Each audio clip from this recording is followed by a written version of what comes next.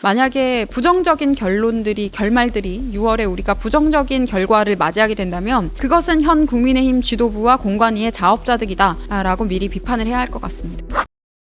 저는 이진숙 위원장에 대한 컷오프가 가장 납득할 수 없다라고 생각을 한 것이, 이진숙 위원장이 압도적으로 대구에서 지지율 1위를 달리고 있었는데 지금 민주당에서는 이미 대구에서 민주당 후보로 당선된 적 있는 김부겸 전 의원을 대구시장으로 차출하려고 하고 있잖아요. 그러면은 우리가 압도적인 1위 후보에게 힘을 모아서 대구를 지켜내야 되는 건데 그것도 아니고 1위 후보를 쳐내고 그리고 다선 의원도 쳐내면서 그럼 무엇을 위한 경선을 한다는 것인지도 납득되지 않고, 또 지금 주호영 의원 역시 이 경선에 불복을 하면서 무소속으로 출마를 하게 된다면 국민의힘 후보와 무소속 주호영 의원 그리고 민주당 후보 김부겸 의원 이렇게 나오게 되면은 또 3파전이 되면서 민주당의 당선 가능성이 아주 높아집니다. 그래서 지금 이진숙 후보가 입장으로 냈던 것처럼 민주당이 원하는 바를 국민의힘 공관위가 하고 있다라는 것도 지금 상황에서는 저는 그 지적이 타당해 보입니다. 그리고 왜 이런 것들을 하는 건지도 전혀 납득이 되지 않는 상황이고요. 일각에서는 이진숙 위원장은 의원으로 차출을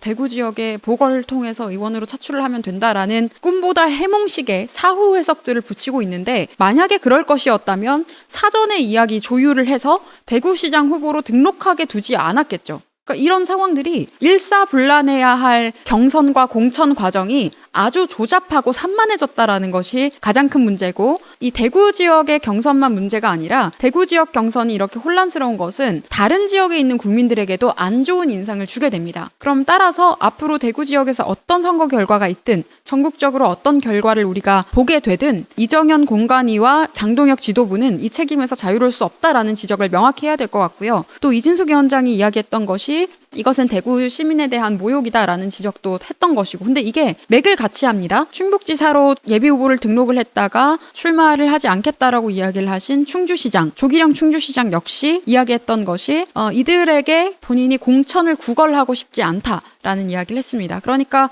지금 우리 당에서 가장 선전할 수 있는 가능성이 있었던 주요한 후보들에게 어떠한 모욕감을 줄 필요가 있었느냐도 저는 납득하기가 힘듭니다. 그리고 이정현 공관위원이 모든 게 본인 책임이고 본인이 알아서 할 것처럼 독선적인 태도로 일관을 하고 있는데, 최소한 국민들이 보기에 납득 가능한 지점이 있어야 하는데 이유를 알 수가 없는 선택들과 행보만 지속하고 있고, 그만두고 나가겠다라고 했다가 장동혁 대표가 또 데리고 왔다가 그 이후에는 또 원칙도 사라졌어요. 처음에는 다선 의원들 컷오프한다고 했습니다. 현역 의원들한테 감점을 하겠다라고 해놓고 지금은 현역 의원들은 남겨놓고 또 1위 하고 있는 원외 후보를 컷오프하는 이런 결과도 있는 겁니다.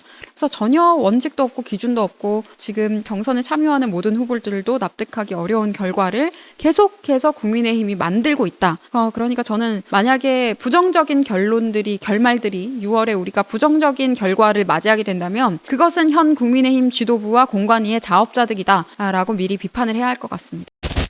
이러한 이진숙 위원장에 대한 납득할 수 없는 컷오프가 과연 김종인 위원장의 발언과 무관한 것인지도 저는 궁금해졌습니다. 김종인 위원장이 최근에 이진숙 위원장을 공천하는 것은 혁신이 아니다라고 모 방송에 나와서 주장한 바가 있는데요. 그 이후에 이러한 조치가 이루어진 것에 대해서도 우리가 의문을 가져봐야 될 것 같습니다. 사실 국민의힘 공관위는 출범부터 잡음이 많았죠. 이재명 변호인 출신이 공관위원으로 임명이 돼서 논란이 되기도 했고, 이재명 선대위 출신 인사가 여성 청년이라고 공관위원에 임명이 되기도 했는데, 변호인 출신은 논란이 되니까 사퇴는 했는데 이재명 선대위 출신 인사가 공관위원으로 우리 당의 지방선거 후보들을 공천하는 데 있어서 영향력을 행사하고 있는 것이 저는 큰 문제라고 생각합니다.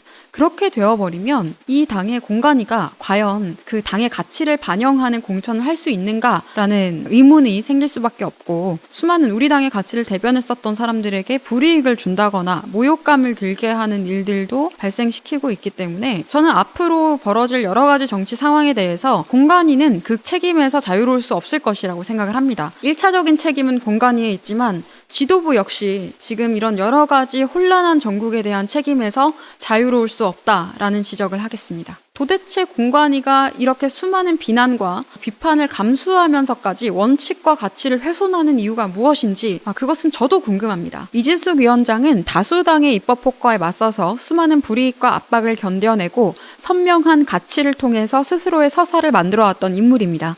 그런데 이러한 인재를 컷오프한다는 불이익과 모욕을 주면서까지 공관위가 이런 선택을 했던 이유는 도대체 무엇인지 정말 납득할 수가 없는데요.